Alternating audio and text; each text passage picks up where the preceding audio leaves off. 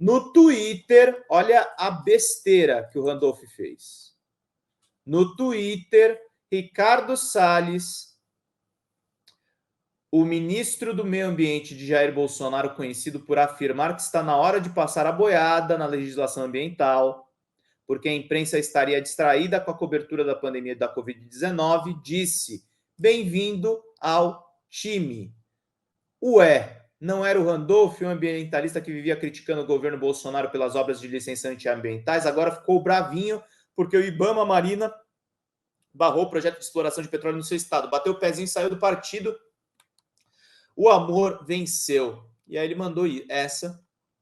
Depois o Randolph disse que ele não deve se misturar com o Ricardo Salles, mas Randolph, desculpa, cara. Desculpa, nessa disputa você está completamente errado.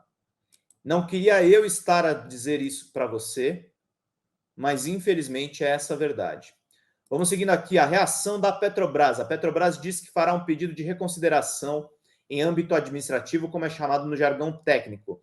Neste caso, o recurso será analisado pelo próprio presidente do Ibama, Rodrigo Agostinho, que em seu despacho na quarta-feira, dia 17 de maio, afirmou que o projeto da estatal para perfuração no Bloco 59 apresenta inconsistências preocupantes para operação segura em nova fronteira exploratória de alta vulnerabilidade socioambiental. Outra opção da Petrobras seria abrir um novo processo de licenciamento. O que foi concluído agora se arrastava há 9 anos. A empresa teve 5 blocos de licenciamento na bacia do Foz do Amazonas, adquirido pela Total, depois que o pedido de licença original foi feito pela empresa francesa, também negado pelo Ibama, em 2018. No Ministério do Meio Ambiente, a avaliação é que o presidente Luiz Inácio Lula da Silva bancou a ministra Marina Silva ao não intervir no processo de licenciamento ambiental do Bloco 59. O parecer que embasou a decisão de Agostinho, assinado por 10 técnicos da Coordenação de Licenciamento da Exploração de Petróleo e Gás Offshore do Ibama, afirmava que o empreendimento era cercado por insegurança técnica e jurídica, por não ter sido feita uma avaliação mais ampla da compatibilidade entre a indústria petrolífera e todo o contexto social e ambiental da região, com o uso de um instrumento conhecido como Avaliação Ambiental da Área Sedimentar, o AAAS, que foi estabelecido em portaria de 2018 dos Ministérios do Meio Ambiente e Minas e Energia. Analista sênior do Observatório do Clima e ex-presidente do Ibama, Sueli Araújo, disse à Suma Uma que o Lula agiu corretamente ao não se pronunciar sobre o caso. A decisão é técnica e o Ibama é o órgão responsável. Nem Marina pode interferir. A decisão de conceder ou não uma licença não pode ser gerada por pressões políticas, disse Sueli. Ela considerou o despacho assinado por Agostinho muito bom e consistente, afirmou que ele fez história e provocou uma discussão importante ao defender a realização de uma avaliação ambiental da área sedimentar antes de qualquer decisão sobre licenciar ou não a perfuração de outros poços na margem equatorial. Apenas na bacia da Foz do Amazonas há mais 8 blocos em licenciamento, incluindo 5 da Petrobras. Esse aqui é o Rodrigo Agostinho, o presidente do Ibama. A prospecção na área era defendida enfaticamente pelo presidente da Petrobras, o petista Jean Paul Prats, e pelo ministro de Minas e Energia, Alexandre Silveira, do PSD.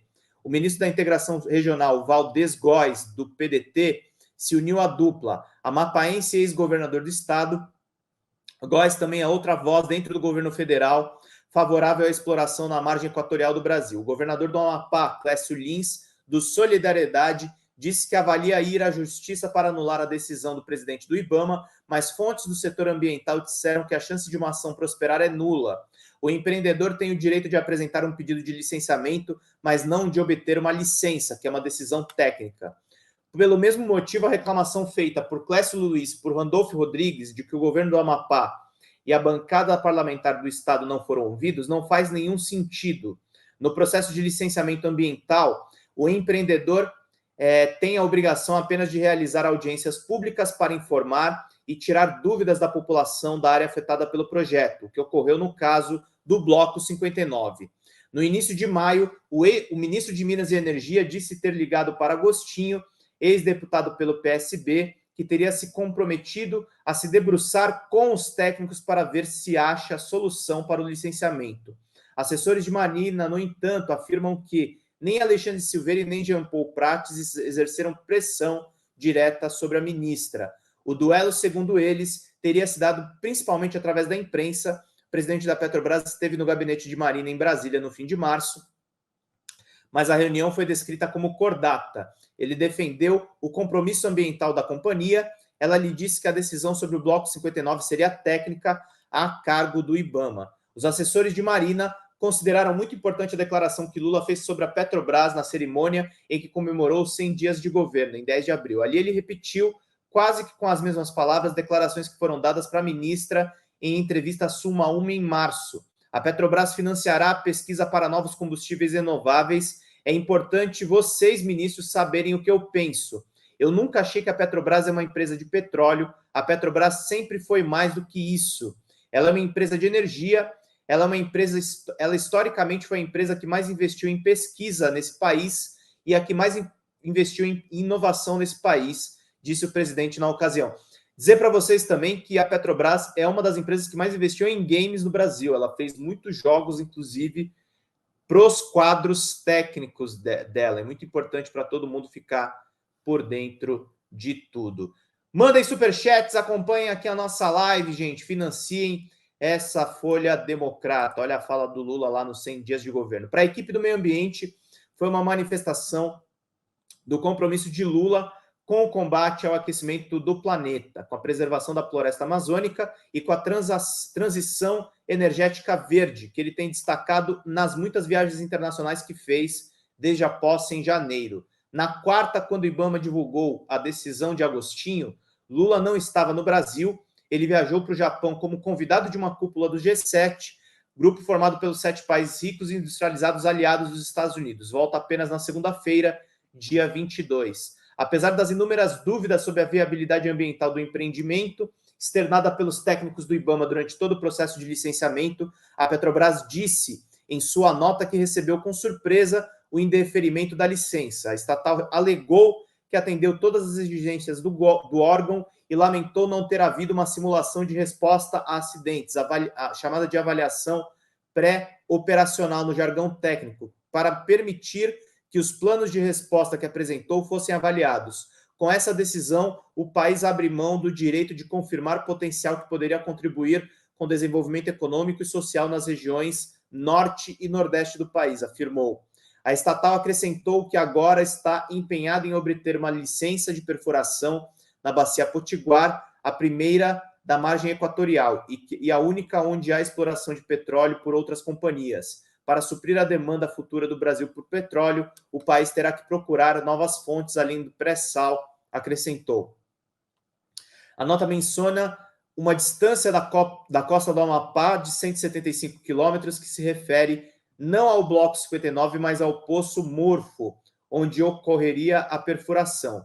O despacho em que Agostinho negou a licença faz menção a outros empreendimentos da Petrobras no mar.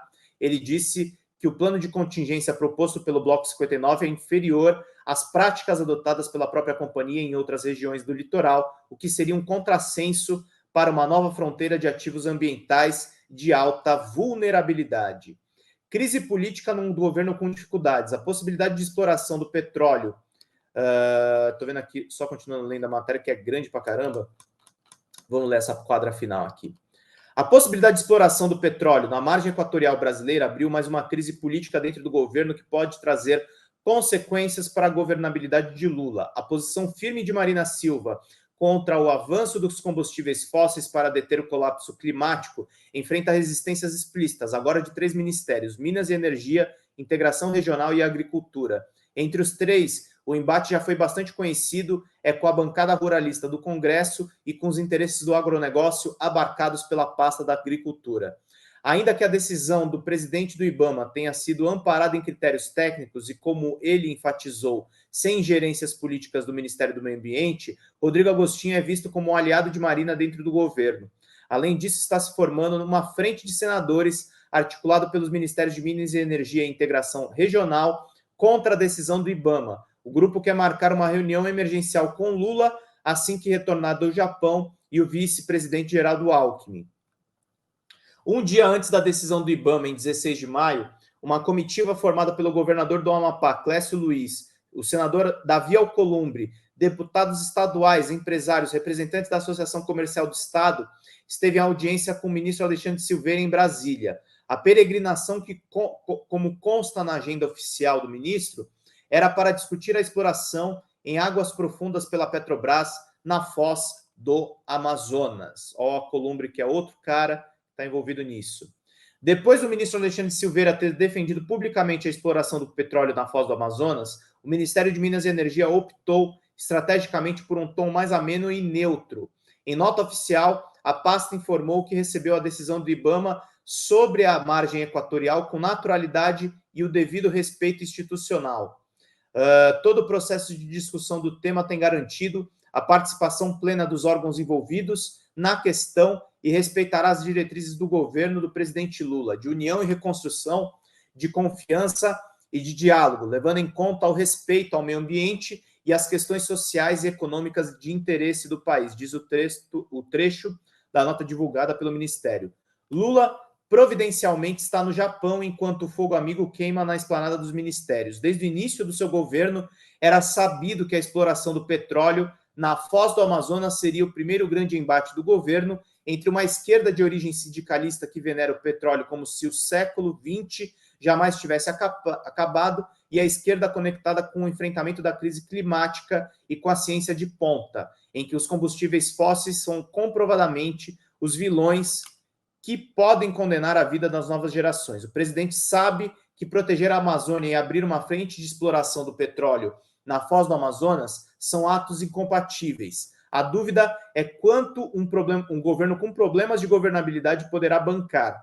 No momento em que, pelo menos publicamente, a direita assiste ao fogo amigo ateado por Randolfo Rodrigues fazer o seu estrago, abrindo caminho para o material mais pesado, mas obviamente já age nos bastidores. A força de Marina Silva para assegurar a decisão dependerá do respaldo da sociedade organizada dentro e fora do Brasil, especialmente da pressão internacional. Pauta polêmica, pauta que em alguns círculos de esquerda suscita discussões. Eu fiz questão de ler a matéria